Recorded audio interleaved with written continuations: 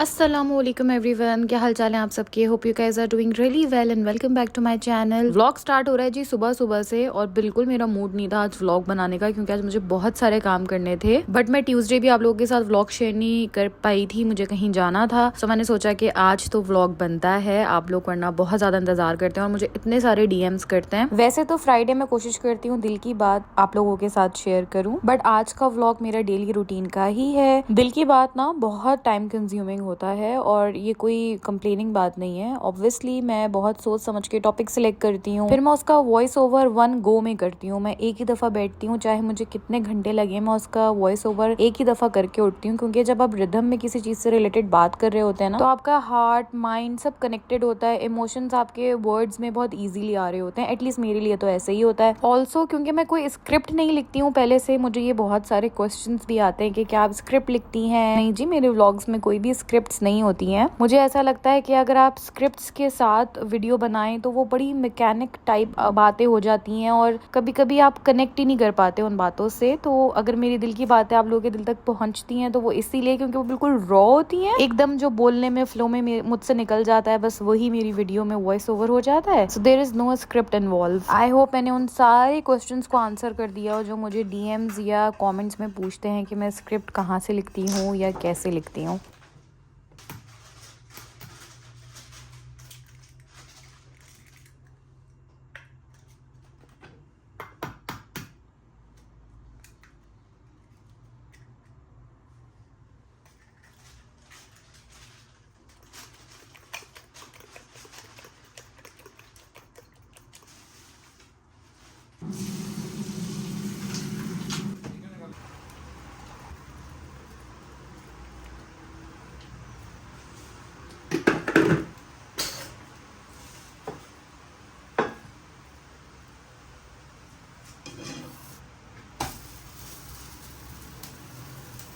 खैर, तो मैं आप लोगों को बता रही थी कि दिल की बात इस फ्राइडे क्यों नहीं आया। वॉइस ओवर का तो मैंने बता दिया। इसके अलावा जिस तरह से मैं कंटेंट शूट करती हूँ, तो मुझे एक वीडियो शूट करने के लिए 1 या 2 दिन लग जाते हैं एंड देन उसकी एडिटिंग करने के लिए भी मुझे ऑलमोस्ट 1 दिन 1.5 दिन लग जाता है। मैं डेली बेसिस पे यूट्यूब के लिए 4 आवर्स निकालती हूँ, जिसमें मैं आप लोगों के कॉमेंट्स का कभी रिप्लाई कर देती हूँ, कभी डीएम्स का रिप्लाई कर देती हूँ, थोड़ा सा वीडियो शूट कर लेती हूँ, देन एडिटिंग का काम होता है। तो बेसिकली मेरा वीकली बेसिस पे लाइक 5 डेज अ वीक 4 से 4.5 घंटे मेरे यूट्यूब के लिए लग जाते हैं, like a proper part time job. इससे ज्यादा टाइम ना मैं देना चाहती हूँ ना मैं दे सकती हूँ, क्योंकि मेरी जो फर्स्ट प्रायोरिटी है वो मेरा घर है एंड सेकंड प्रायोरिटी है क्वालिटी ऑफ कंटेंट। मैं चाहती हूँ कि बहुत कम कंटेंट आप लोगों के साथ शेयर करूँ, लेकिन बहुत क्वालिटी के साथ, और उसमें लग जाता है काफी टाइम। जिलहज का महीना है और ये शुरू के 10 डेज बहुत बहुत इंपॉर्टेंट है हम सब के लिए, इसलिए मैंने इस वीक यूट्यूब को थोड़ा बैक सीट पे किया हुआ था और मेरा सारा फोकस था कि जो टाइम बच रहा है उसमें बहुत सारी इबादत और बहुत सारी दुआएं कर लूं। घर के काम करने के बाद इबादत पे फोकस कर रही हूँ, इसलिए यूट्यूब का काम थोड़ा सा स्लो हो गया, बट आई होप कि आप सब अंडरस्टैंड करेंगे और आप लोग भी बहुत बहुत सारी दुआएं करें, स्पेशली डे ऑफ अरफा के दिन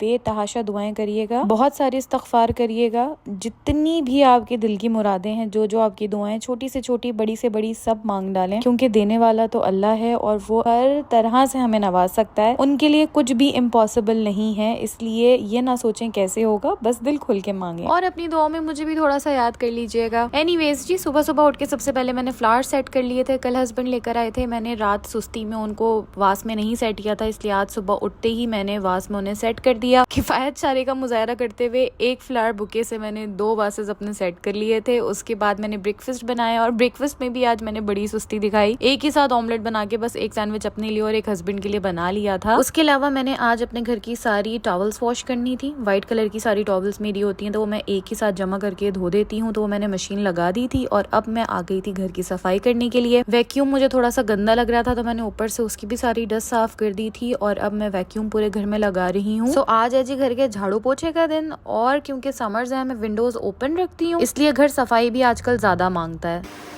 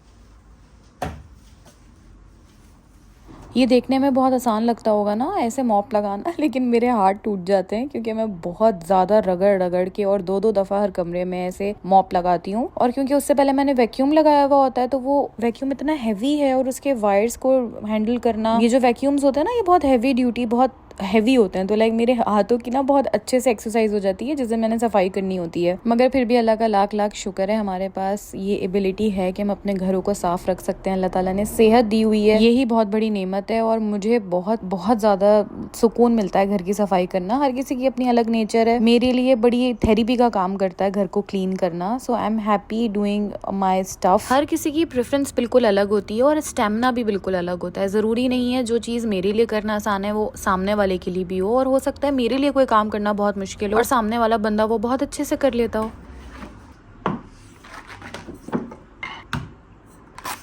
सो टू ईच देयर ओन, हर किसी की अपनी अलग प्रेफरेंसेस और अपनी अलग प्रायोरिटीज होती हैं लाइफ की।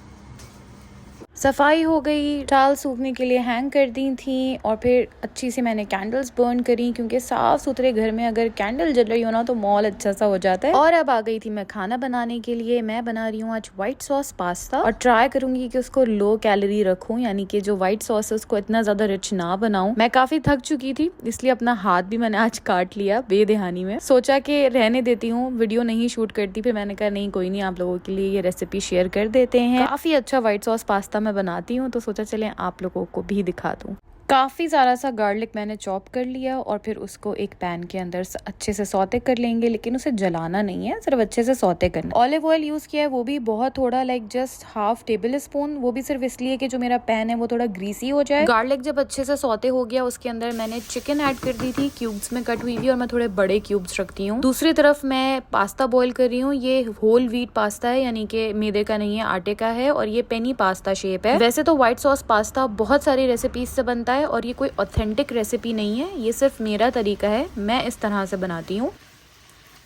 चिकन जब अपना सारा पानी छोड़ देगी, बिल्कुल ड्राई हो जाएगी, तो उसके अंदर मैंने डाल दिया ओरिगानो, अच्छी क्वांटिटी में ऐड करना है। ड्राई पार्सली मेरे पास था तो मैंने ऐड कर दिया, ऑप्शनल है, आपके पास जो भी हर्ब्स हो आप यूज कर सकते हैं। और मैंने इसमें ऐड करी कैन पेपर, इसकी जगह आप लोग पेपरिका पाउडर भी यूज कर सकते हैं, इससे काफी अच्छा कलर आ जाता है। मेरे पास पेपरिका नहीं था इसलिए मैंने ये ऐड कर दिया, या आप लाल मिर्चे भी ऐड कर सकते हैं अपने टेस्ट के हिसाब से, जो भी सीजनिंग आप चिकन को देना चाहें। मैंने इसके अंदर हल्की सी कुटी मिर्चे और हल्की सी काली मिर्चे भी ऐड करी है। अगेन हम लोग स्पाइस बहुत ज्यादा खाते हैं, हमारा स्पाइस लेवल हाई है, आप लोग अपने हिसाब से सीजनिंग डाल दीजिएगा, जो भी आप लोगों को सीजनिंग अच्छी लगे। जब चिकन अच्छे से कोटेड हो गई है, फिर मैंने इसके अंदर हल्का सा वाटर डाला, और ये पास्ता वाटर ही है। जो पास्ता का पानी होता है ना उसे वेस्ट ना किया करें, उसमें काफी अच्छा टेस्ट होता है। और ये मैंने इस स्टेज में सिर्फ इसलिए डाला है क्योंकि मैंने ऑयल बहुत कम रखा था, अगर मैं ये पानी ऐड ना करती तो मसाला नीचे लगने लगता और जलने की स्मेल आ जाती। अब मैंने इसमें ऐड कर दिया मशरूम। मुझे क्रीमी व्हाइट सॉस पास्ता में मशरूम्स बहुत अच्छे लगते हैं, आप कैन वाली भी यूज कर सकते हैं, फ्रेश यूज करते हैं, अगर आपके पास नहीं है तो आप स्किप कर दें, कोई और सब्जी डाल दें। मुझे इस पास्ता के अंदर सिर्फ दो ही सब्जियां अच्छी लगती हैं, एक कैप्सिकम शिमला और एक मशरूम। सो मैं पहले मशरूम डालूंगी क्योंकि इसके अंदर काफी ज्यादा पानी होता है, वो सब अपना मॉइस्चर बाहर निकाल दें, इसलिए मैंने उसको ढक के रख दिया। मशरूम्स जब तक अपना पानी छोड़ेंगे हम साथ साथ चमचा चलाते रहेंगे,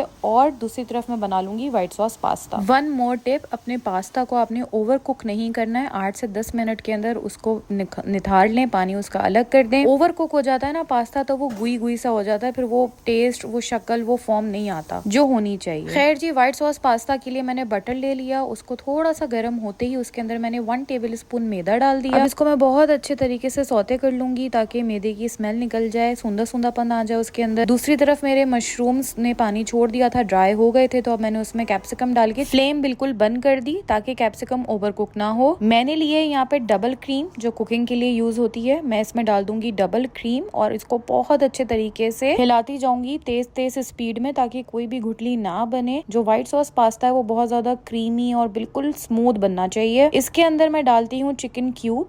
आपकी मर्जी है, आप डालना चाहें डालें, रेसिपी का पार्ट नहीं है। मुझे ऐसा लगता है कि काफी रिच फ्लेवर आता है इस तरीके से व्हाइट सॉस पास्ता का। एक और चीज, मैं काफी ज्यादा क्वांटिटी में पास्ता बना रही हूँ, लेकिन क्रीम मैंने इसके अंदर सिर्फ एक पैकेट यूज करी है और दूध की जगह मैंने इसमें पानी ऐड किया है इसको पतला करने के लिए। व्हाइट सॉस की सीजनिंग में मैंने सिर्फ ओरिगानो और कुटी मिर्चे, नमक ऐड किया है। आपकी मर्जी है, आप चाहें तो काली मिर्चे भी ऐड कर सकते हैं। वैसे इसके अंदर अगर चीज ऐड हो जाए ना तो ये बहुत ही मजे का बन जाता है। किसी भी फॉर्म की चीज, कुछ नहीं तो चीज स्लाइस इसके अंदर ऐड कर दें और पानी की जगह दूध ऐड करें, यानी कि इसको पतला करने के लिए। अगर इसकी कंसिस्टेंसी बहुत ज्यादा गाढ़ी हो गई है मैदे की वजह से, मैंने ये दोनों चीजें स्किप करी हैं। दूध की जगह पानी ऐड किया था और मैंने चीज भी स्किप करी है ताकि ये थोड़ा हेल्दी हो जाए, वरना ये बहुत ज्यादा फैटनिंग हो जाता है। ऑयल तो मैंने इसके अंदर नाम का ही डाला है, बाकी सारी चीजें इसकी हेल्दी ही हैं। पास्ता भी होल व्हीट है और बिल्कुल भी ओवर कुक नहीं हुआ है। मैंने जैसे ही चमचा चलाया सारा खुलता चला गया, वरना ये आपस में इतने बुरे तरीके से चिपक जाते हैं और गुई गुई से हो जाते हैं। सो प्लीज इसको ओवर कुक ना किया करें। खैर जी, पास्ते को मैं अच्छे तरीके से मिक्स कर लूंगी हमारी चिकन वाले सारे मसाले के साथ और फिर इसके ऊपर डल जाएगा ये व्हाइट सॉस। व्हाइट सॉस मैंने खुद थोड़ा लिक्विड रनी रखा था। उसका रीजन ये है कि मैं पास्ता को थोड़ा सा इसके अंदर पकाती हूँ ताकि फ्लेवर्स बहुत अच्छे तरीके से रच बस जाएं। आपकी मर्जी है, आप चाहें तो इसको थोड़ा गाढ़ा ही रखिएगा। ऑब्वियसली मैंने चीज भी ऐड नहीं करी है तो उससे भी उसकी कंसिस्टेंसी में फर्क पड़ा है, बट यस, आप इसको थोड़ी देर के लिए पास्ता में डाल के इसको पकाएं ताकि फ्लेवर्स बहुत अच्छे से पास्ता में आ जाए।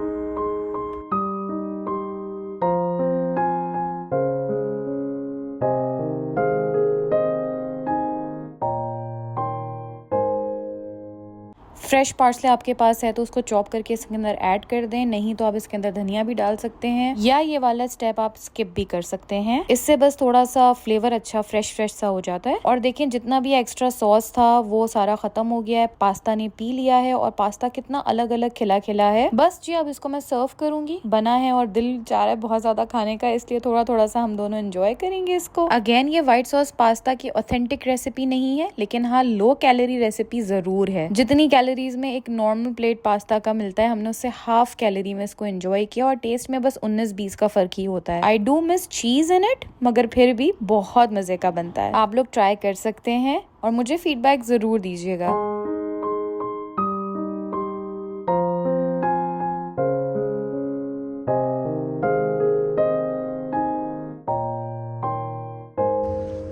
हमारे बैकयार्ड पे पहले रोजेस तो नहीं थे ना, बिल्कुल देसी रोज लग रहा है, पाकिस्तान जैसा। हाँ, जंगली हैं या जो भी हैं, बट खूबसूरत है। मियाँ जी को किसी काम से बाहर जाना था तो उन्होंने मुझे भी पकड़ लिया कि घर में क्या करोगी, घर के सारे काम तो हो ही गए हैं। थक तो मैं गई थी, मैंने कहा चलो चले ही चलते हैं, थोड़ा मूड फ्रेश हो जाएगा, इसलिए थोड़ा सा खुद को पुश किया। जहाँ हमें काम से आना था उससे हम थोड़ा पहले आ गए, हमें थोड़ा इंतजार करना था। सो हमें वहाँ पे एक पार्क दिख गया, हम वहाँ अंदर आ गए और अंदर आके पता चला ये तो बहुत प्यारा पार्क है। हमें इसके बारे में नहीं पता था क्योंकि हमारे एरिया में नहीं है, घर से काफी दूर है, बट हम यहाँ आए तो हमने बहुत एंजॉय किया। खूब सारी धूप भी सेकी।